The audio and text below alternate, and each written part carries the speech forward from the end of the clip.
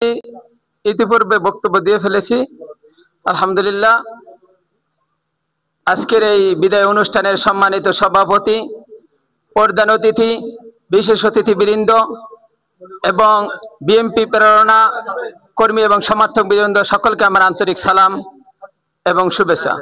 প্রিয়, একটা জিনিস খুবই কান্নাজনিত বিদায় যাচ্ছেন দেশে। ইনসামি হিসাবে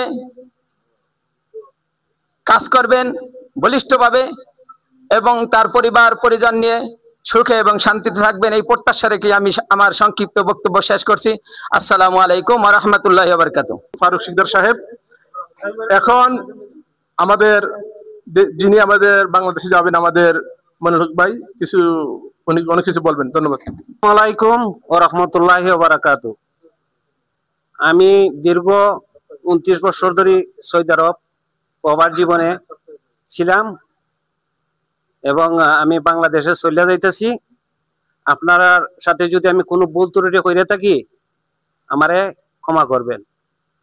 আর বিএনপি ও যুব দল, স্বেচ্ছাসেবক দল ও শ্রমিক দল সবার পক্ষ থেকে আমি আন্তরিক ভালোবাসা শুভেচ্ছা জানাই।